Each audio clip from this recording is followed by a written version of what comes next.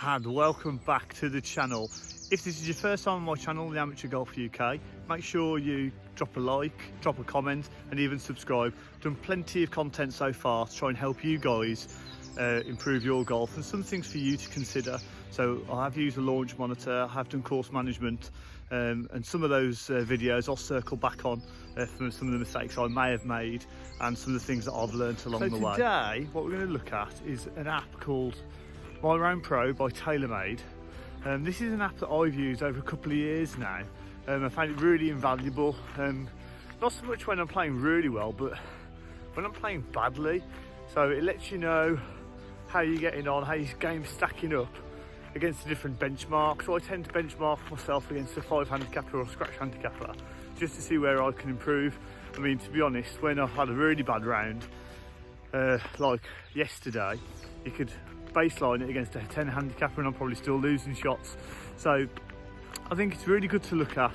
I've done my whole round, every shot in there, which was in a competition yesterday, and that will give you a little bit of an idea of some of the features that you can use on My Round Pro, and some of the drawbacks that it has as well, because obviously it's not a perfect app of course. There are paid apps like Decade, which is something I've been looking into, and there is subscription services you can use for GameBook and 18 Birdies. But to be honest, if you've just got into the game and you're a beginner or you're not playing that regularly, sometimes you can feel like that subscription's a little bit of a waste. You're not getting the best value out of the bang for your buck, as it were. So what I want to do is I'm going to go through a couple of apps that are free.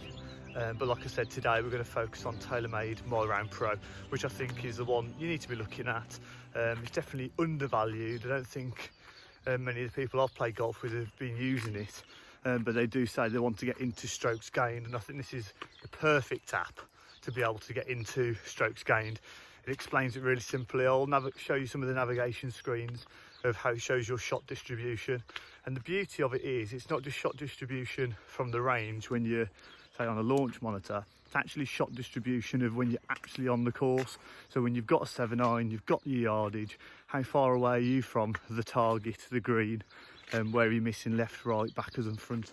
So hope you enjoy the video. Sure to give it a like or a comment. Make sure you sub to the channel. Let me show you My Round Pro. So if you see on the screen on this side, market ratings by home course, you've got all my scores there that I've done so far.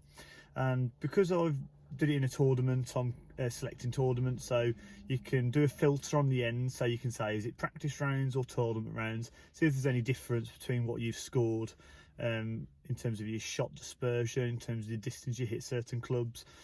So yeah, so that's quite interesting to do. But it was tournament, so listed as tournament. Checked all my clubs to make sure they've got the right clubs in the bag, and that comes important later when you come to do the stats of the clubs. And then away you go. So I've put 3 wood off the first tee, and I tend to do it on the outline. You can, which I'll show later, do the satellite view, so you can see what the course actually looks like if they've moved a fairway, or and some new features on there. But I tend to go for the graphic, so the computer graphic, which outlines the fairway and the rough, because that's how the computer recognises if you hit the fairway or if you're in the rough, or if it was a recovery shot, or how your strokes gains works out. And also, if you have a little bit of fun around the green, like I tend to do, you can see that I was in the trees, you chipped over, and then you can place your putts on there, and the pin is in the correct place. So again, on the next hole, you mark your driver, so I've selected driver off the correct tee, and then it's just telling you if you place the ball where it finished up. So I had a penalty drive on here, I hit a decent drive, but it was just down the left, pulled it.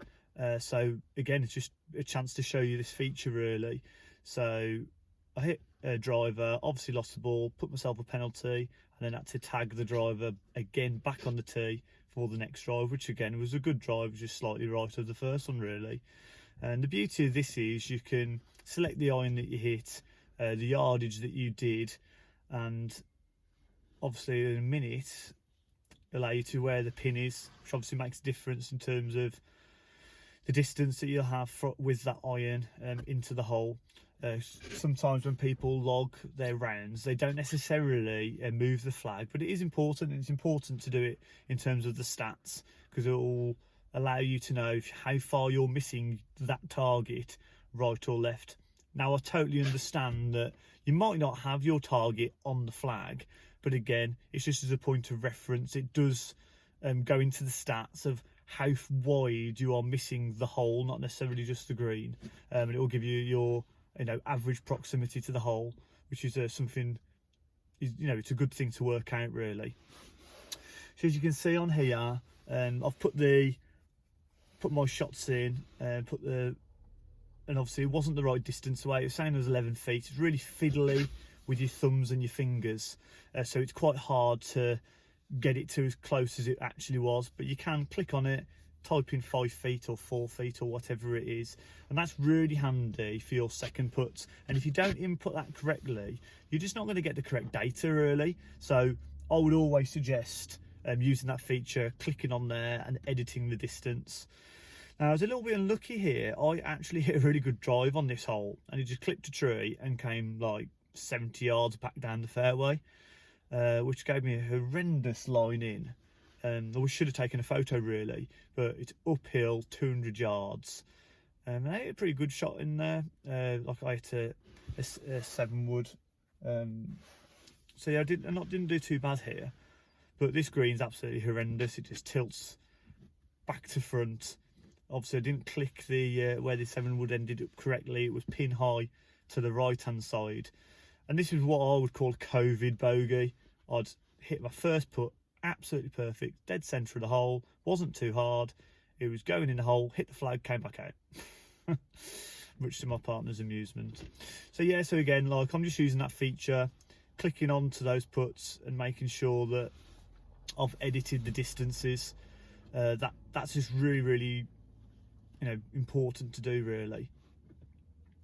So you can see I've just clicked out of course outline here, and I've just fast forwarded all the way to the 18th hole, and I wanted to check that I've got it in the right place.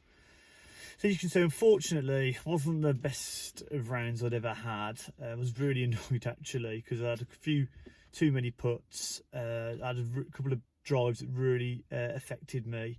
But like you see there, 32 putts out of 36 isn't atrocious, but for every single putt that I had, it felt like I had another, at least a couple of 3 putts. Obviously the stats aren't quite saying that, but I did have a few putts off the green, which technically don't count as putts. So what this can do, this part of the app, once you've got your round, and this is purely the stats from this round, it tells you the average distances that are hit with each club. You've got your classic stats of your fairways hit, but then you can dive into where you're missing the greens from what yardages. So here it's 100 to 150, and you can see that as I get further in the stats, I tend to miss the ball more right. I'm not missing it left, which is an interesting pattern. You can see there, so right of the hole, 200, 250, similar pattern again. So 60% to the right, 1 to the left. I think I hit that off the toe a little bit actually. So yeah, so I think this is really valid way of tracking your stats, and it just means you can dip into more information. So we were looking at my approach shots there. This is my driving stats. So as you can see, with all clubs off the tee, it's fairly more to the left. So I'm having as many in the middle as I am right, but I'm having the vast majority of my clubs with the driver 70% left, and not left off the planet left, but just left enough to get me in trouble. And I think that's one of the things that really struggled with in this round.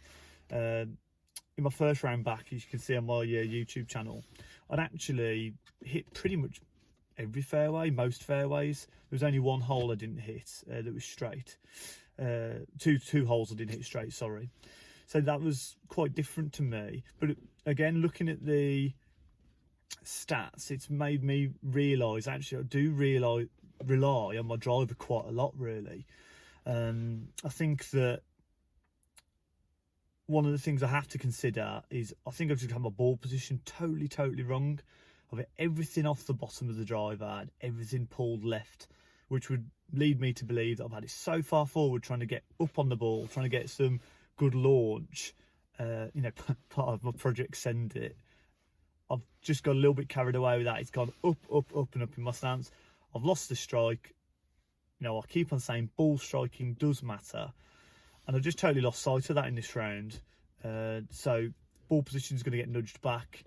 The one driver did do that on, dead straight down the middle, 270, 280 down the hole, and it just changes the dynamic of what you're going to score. And this is what My Round Pro allows you to do. Arrcoss will do exactly the same, probably better, but you don't have to part with any money at all using this app. You are going in, it's free to use. You know, use the data to help you. I mean, I'm hoping that when I go back out there, I can apply some of these decade principles. But of course, there are lots of other free apps as well. You can use 18 Birdies, you can use Golf Shot, you can use GameBook, all of which have paid subscriptions that you can pay for, but they also do have a free platform as well. From what I understand, Taylormade has no additional subscriptions. It is what it is, and I think for what it's offering for free, as long as you're happy to manually edit your round afterwards, I think it's the best one that you can use.